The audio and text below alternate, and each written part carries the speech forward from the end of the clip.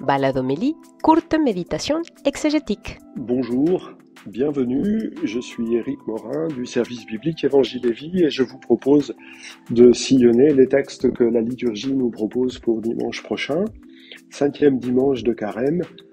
L'heure est venue. L'heure est venue d'autre chose, d'une vie nouvelle, d'une alliance nouvelle. C'est ce que nous annonce le prophète Jérémie avec cet oracle fameux au milieu de son livre.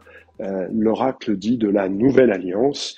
Voici venir des jours où je conclurai avec la maison d'Israël et la maison de Juda une alliance nouvelle.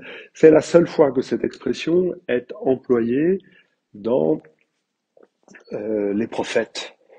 La seule fois. On la retrouve après cela dans l'évangile de Luc et chez l'apôtre Paul. Dans quel contexte cet oracle est-il prononcé?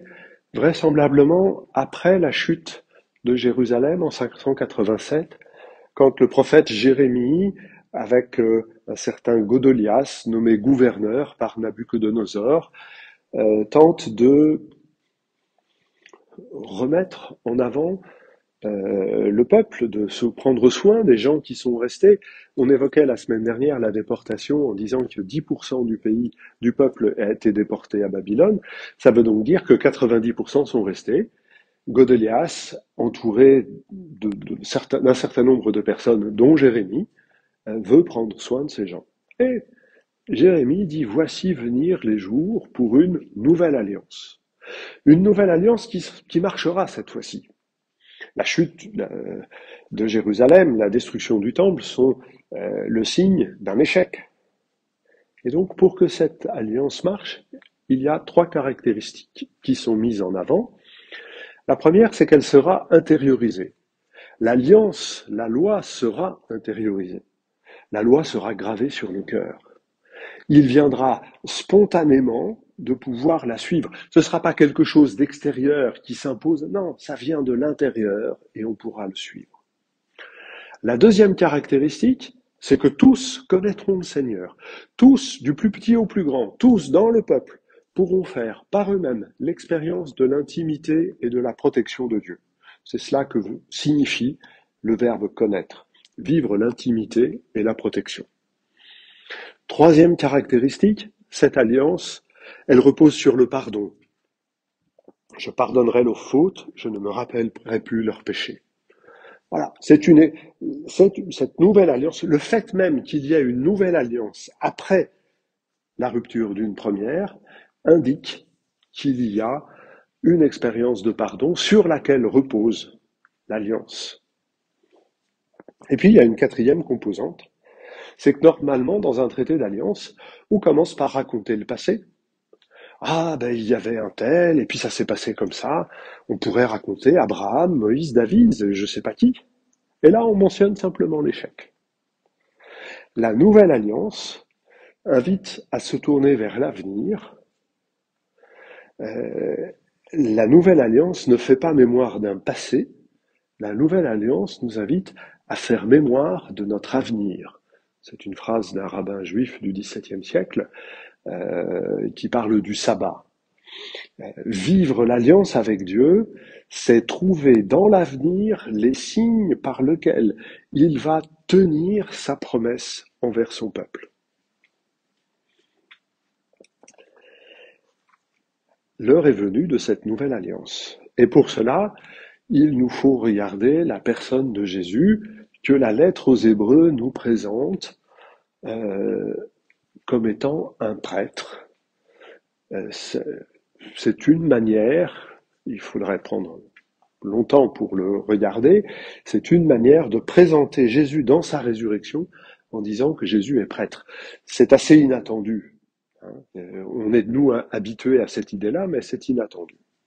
Dans ce texte spécifiquement, on nous raconte Gethsémani, pendant les jours de sa vie dans la chair, Jésus offrit avec grands cris, des larmes, des prières, des supplications. C'est Gethsémani. Gethsémani, le moment durant lequel Jésus décide définitivement d'obéir au Père et de laisser sa vie livrée aux mains des hommes pour que le Père le relève le troisième jour. Et on nous dit que par cette obéissance, hein, par ce grand respect, non, c'est plutôt l'obéissance, il a atteint la perfection. Alors, il ne s'agit pas d'une perfection morale. Le Christ c'est pas la souffrance qui fait la perfection morale du Christ. Il faut évacuer cette idée-là. Le mot perfection est un terme technique que l'on utilise pour parler du rite initiatique des prêtres. Quand les prêtres dans l'Ancien Testament recevaient l'investiture, ils avaient un certain nombre de rites à faire, de sacrifices à faire, ils étaient revêtus des vêtements sacerdotaux, et ça se terminait par la réception dans leurs mains de l'offrande qu'ils allaient devoir verser sur l'autel pour offrir pour la première fois de leur vie leur sacrifice. Des choses un peu semblables se retrouvent dans l'ordination, dans la célébration catholique d'ordination d'un prêtre. Eh bien, la perfection, c'est le terme de cette initiation. Pouvoir saisir à pleine main l'offrande du peuple de Dieu. Dans son obéissance à Gethsémani, Jésus se saisit à pleine main de cette humanité souffrante pour l'offrir au Père, pour la présenter au Père et pour supplier le Père de la bénir et de lui donner la consolation. Jésus saisit à pleine main l'offrande qu'il fait au Père, c'est-à-dire son humanité et à travers son humanité, notre humanité.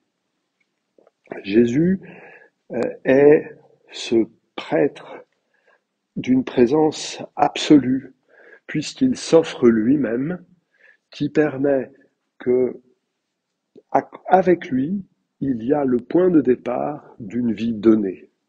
Donnée à Dieu, donnée aux frères, mais une vie donnée, donc une vie remplie, belle et libre. Voilà le moment venu, avec l'offrande que fait Jésus, de pouvoir prendre notre vie en main et l'offrir.